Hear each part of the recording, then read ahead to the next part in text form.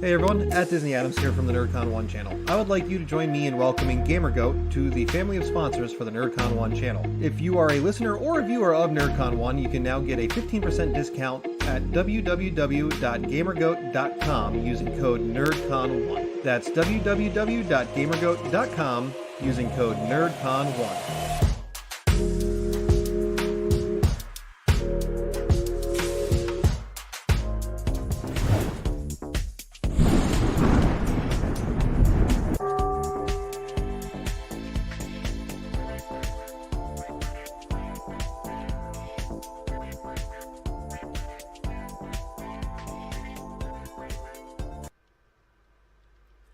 Hello everybody, welcome once again to the nerdcon1.com weekly edition of The Crypto Mind.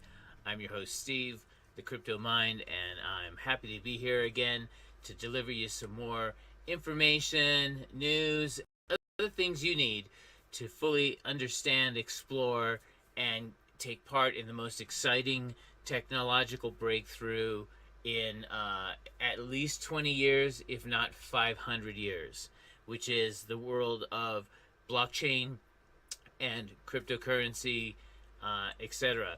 This episode, I'm going to answer some real basic questions that people have been posing to me, and actually even over the last week. And these are folks who are new to crypto, new to all of this, and are trying to get their heads wrapped around how it all works. And guess what? I was in that place myself 2 years ago. So I completely understand. And sometimes I get caught up in a lot of more of the technological stuff, or what's happening, in the crypto prices today, or even, hey, the latest video card came out. Is it good for mining or not?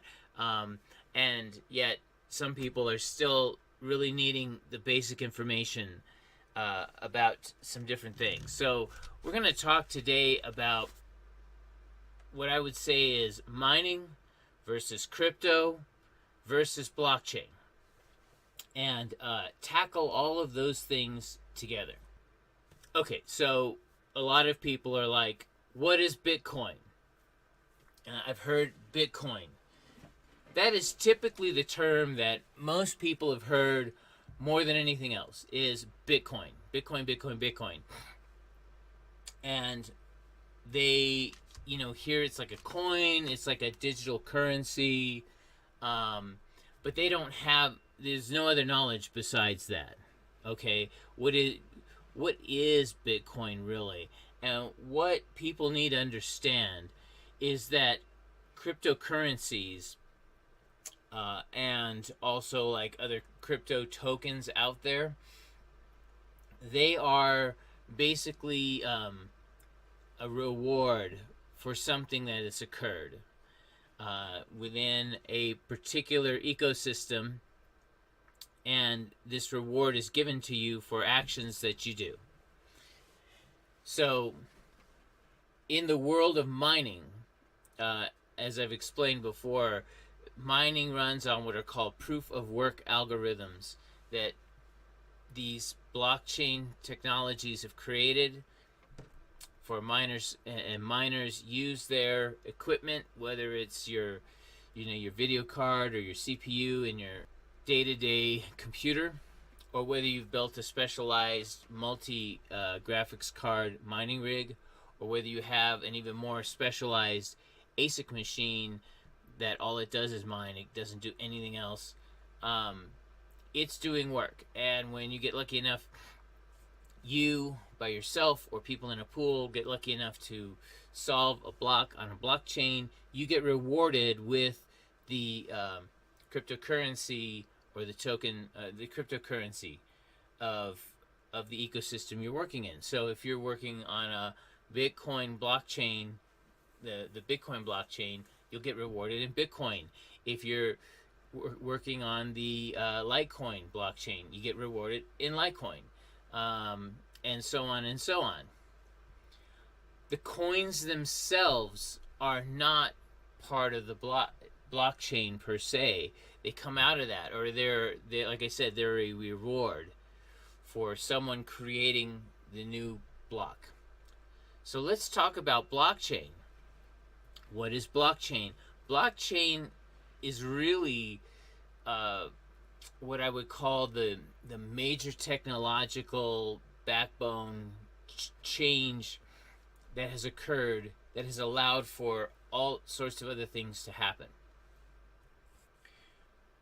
Blockchain is kind of like just what it says. It's a series of blocks that are all hooked together in order, and it's a chain because every block that is produced will begin by saying, "Hey, this was my predecessor. The one just before me was this one, and now I'm this one. And here's what's going on." I had a friend ask me a real like basic but really important question, like what is this chain? How does it? I mean, what's going on with that? What's occurring? So for many things, blockchain, people call it a digital ledger, like an accounting ledger, where you write down everything that occurs, and when it occurred. With a blockchain, one of the simplest ways I have of explaining is that depending on what blockchain you're using, they get to decide how they operate, how often a new block is created. But no matter how often, how quick, or how slow a new block is created, what's going on is in the real world, there's transactions happening. People are paying each other with cryptocurrency, buying and selling services, making smart contracts. Miners get their mining reward. That's a transaction when they get the transaction of the reward of that cryptocurrency off that blockchain. So the way I describe it is that each block will have a ledger of what transactions are happening, and then it's closed. And what happens is that between the time of that block being created and the next block being created, the time in between, there's transactions, there's all kinds of things building up and happening. When that new block is created, all that had occurred between the time between those two blocks is put onto the new block. Here's all the transactions. And so that record, it's basically accounting. Boring accounting. No, not boring. Or how about this? Boring, but now a lot more automated. And better is that it's immutable, meaning that unlike, say if you had a disreputable accountant who goes back and fuzzes the books, right? And goes back and erases and changes some numbers from what they were originally to try to, create a different reality than what is happening. In blockchain, it's I won't say that it can't happen, but it's set up to be unbelievably hard to do that. It is basically immutable. So once those records are made and those transactions are recorded and everything, you're done. And then we go on to the next block, the next period of time, and the next one, and the next one. In our world right now, anything and everything we do, especially when it deals with finances or when it deals with goods and services, it's all accounted for and recorded somewhere. If you're using, especially if you're using like digital currencies, or if you're using your Visa card to pay for something, or even if you do a cash transaction with a friend, that cash transaction may not be recorded unless you guys do it yourselves for your own accounting. But if you take that money and put it in the bank, well, the bank records that you made a deposit, or your friend's bank might record that they took out some money from their bank account to make something happen. Everything in this world is on the paper and is recorded. So blockchain, in a way, is just giving us a new way to do that. And the nice thing about it, though, is that so much of blockchains are what are called public blockchains. especially anything that if you go to a site like CoinGecko and look at all of the different coins and tokens that there are, the thousands and thousands of them, those are all public blockchains. So anything and everything that happens on those can be searched, can be looked up, and you can see. Now, it doesn't have like names like, John Smith and whatnot, but it has, addresses. So in that way, it's no different. The way it's different, though, is that, especially with public blockchains, is that everybody who has a wallet for that particular currency token network, they are, if they have what's called a full node, that node is recording all of and keeping all of the transactions, and that's true all around the world for people who have who have wallets that have the nodes. And so the history is being kept track of all over the world, all at the same time, by thousands, tens of thousands, hundreds of thousands of different computers everywhere. So companies now that are using blockchain will have their own nodes set up. People who have full node wallets, a lot of the core wallets from different cryptocurrencies, then they download the entire blockchain history from the first block ever all the way through. And what's nice about that then is that with everyone, thousands, tens of thousands, hundreds of thousands of people having that blockchain record, it's all agreed upon. It's shared everywhere. And so the attempt to destroy that record is darn near impossible. And that's what makes this whole blockchain technology amazing. So no central authority, no one central company, no one central government, no one central bank can hold and keep all the information. That was in a trust-based system before, and that institution or authority would say, look, we're going to spend a lot of time, money, and effort to make sure that everything that's going on within this that goes through us is recorded, and you can trust us, and so everyone can have faith that everything's okay. The blockchain is like the opposite, and this is what took me a little while to kind of figure out. They called it trustless. I'm like, trustless? A trustless system? How does that even, why would anyone be a part of that? The reason why they call it trustless is in the sense that it's not centralized. It's decentralized. So as I said before, when everyone with computers all around the world, and they have copies of the whole blockchain and what occurred, that we're not trusting any one particular individual or entity. That we know that we have thousands, tens of thousands, hundreds of thousands of people who have a copy of the record verified and agreed upon, that they all have the exact same record, and so that our trust really comes from the fact that there's agreement on a wide scale. With that agreement and the fact that it would be almost impossible for one entity to try to take it down, that we can carry forward, and we can trust what's on those records and what's on those ledgers, and that we don't need a specific central authority. We don't need a specific central government to make it all work. So that's blockchain, okay? That's blockchain. That is the basic backbone of all of this. And honestly, we must always have that word blockchain in our heads.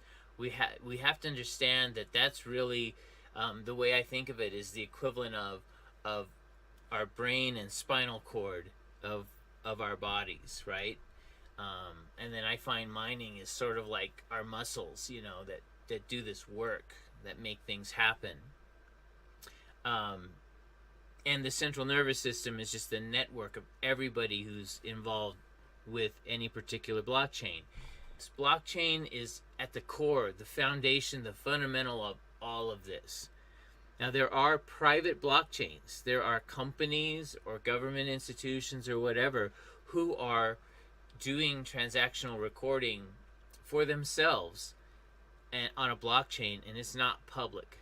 They're running their own servers, they're running their own nodes, and they're facilitating their own operation of a blockchain and making it happen. And they're not involving the public, and that's okay. You know, it's just another use of the technology. It doesn't have to be public. People can use blockchain technology for their own private use, and that's quite all right. But still, it's the same idea that as long as they have nodes up and running, that they have a way of keeping the blockchain alive and working, that the transactional history will always be there. And some governments are even using it, like counties are doing, they're putting their property records on blockchains, ownership and all that other kind of stuff, to facilitate their own recording and their own security of being able to keep the history, which is really important. In days gone by, you know, a county courthouse in a small county would have a giant fire, and in the old days, like, the paper records would burn, or later on, you know, it was a big enough fire, the computer servers would burn, and that's where everything was hosted. And so if they're using hosting that has multiple sites, maybe even cloud-based and other things, multiple different ways of keeping the blockchain, then they're free from that worry, and it's going to help a lot of different things. All right, that's blockchain. Cryptocurrency. So what is Bitcoin? What is Ethereum? I've mentioned them much in many of my videos, and I've even talked specifically about some of it. On my last video last week, when I was giving a news update and focused on Bitcoin and Ethereum 2.0, I had a great question from one of my listeners. Basically was confused about Ethereum and if it's being used for smart contracts, and it's part of the blockchain. Then if you're buying it and trading it and selling it, doesn't that disrupt the blockchain? Isn't that how does that all affect each other? And so what I had to explain, like I'm doing now, is that the blockchain and the cryptocurrency they're two separate things. So what's happened is that when you do work, like you mine Ethereum and you find the block, you get rewarded from the network. The network rewards you a certain amount of that cryptocurrency. Right now, the block reward for Ethereum, I believe, is 2 Ethereum when the person or entity or pool solves the block. 2 Ethereum is issued to the block solvers, the block creators. But once it's issued, it's not like tied to that blockchain. The only thing that happens is that on that new block will be the recording of Ethereum moving from basically like the creator pool out to the mining, the miner, the mining group, the mining pool, and also, like, you know, if it's several people split up proportionally by how much work they did, blah blah blah, you'll see all of that. That's the only way that there's like a connection. But once it's gone out to other people, the Ethereum is just, it is a currency, and markets tell you what value it has, and so it's just yours. Just like if you do your work and then work somewhere else, and someone hands you some cash for the work that you did, thank you very much, see you later. It's exactly the same thing. So don't get blockchain and crypto confused with each other. Crypto is just the reward, and it's a reward. That's the incentive that the network gives for us to do our work. In the case of mining, you have to think about it. Like, we're spending money buying machinery, like buying the computer components, the graphics cards, and while we're running our miner, we're expending electricity, and we have to pay for that electricity ourselves.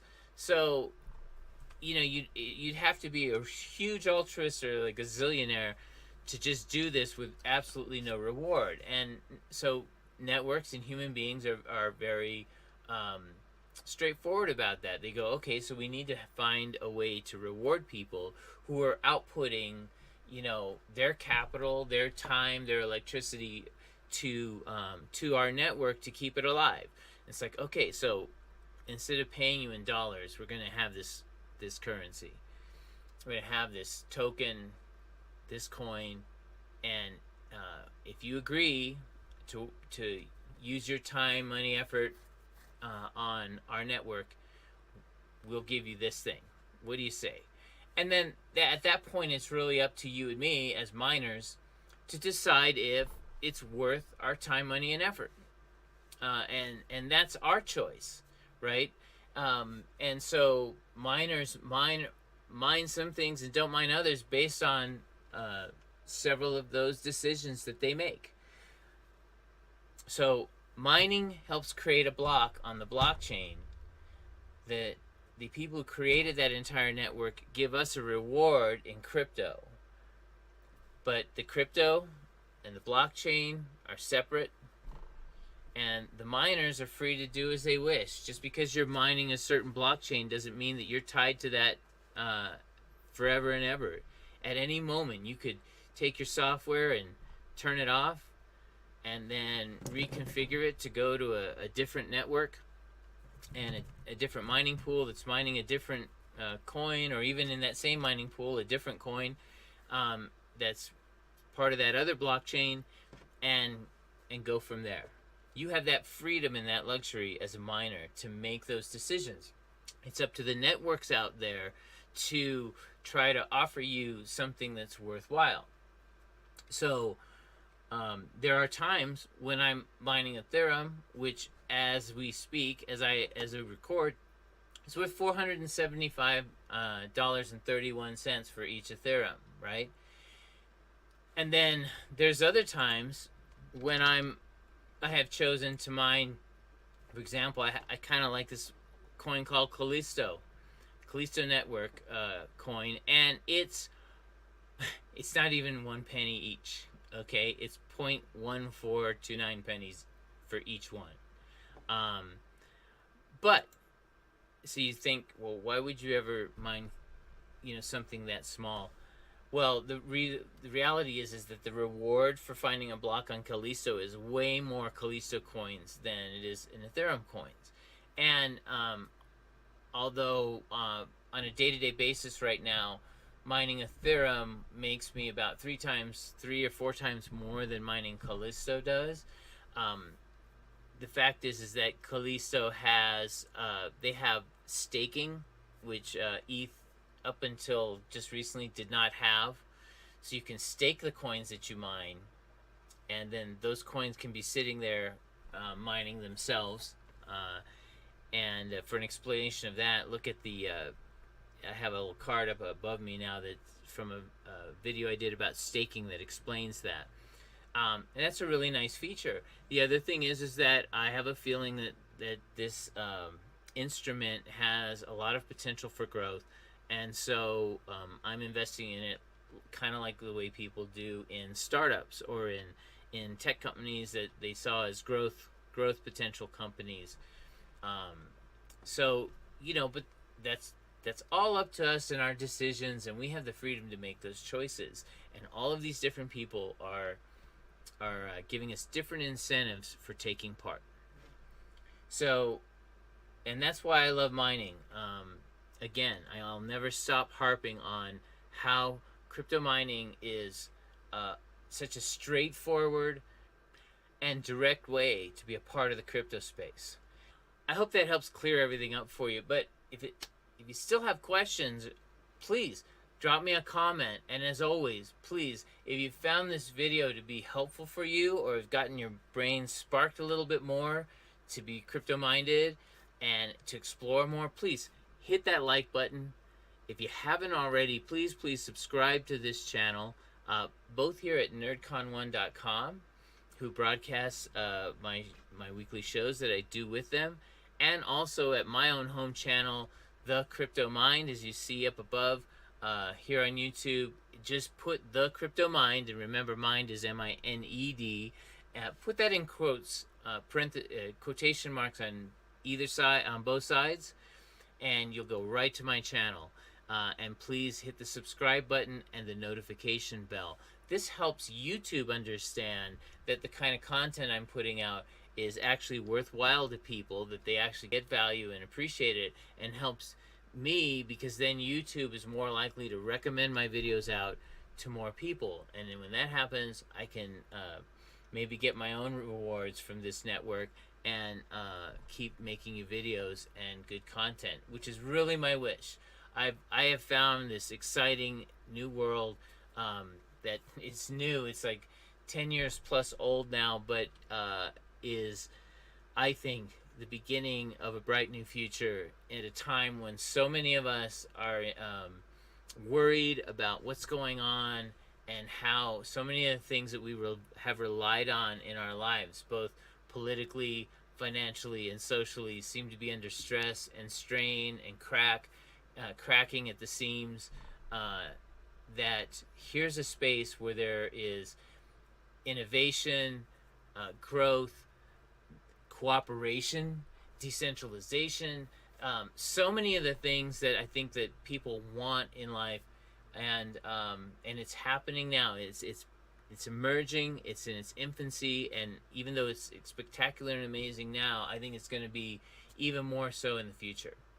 So please stick with me here at the Crypto Mind and at nerdcon1.com, that has all kinds of other creators who are adding to the space, that talk about other things nerdy, like what's up with collectibles, the latest games that are out, and then the show that comes on after me on Saturdays, Cinephiles Saturdays with Steve, different Steve. It's a great show as well, so make sure to check that out, all at nerdcon1.com. And NerdCon1 is also on YouTube and Facebook, Twitch, and also available on podcast as well. So there's no excuse for not connecting with nerdcon1.com. They've given you every opportunity in a lot of places. Go check out their website, find all the different ways you can interact, and have yourself a great day and enjoy. And I'll see you next Thursday.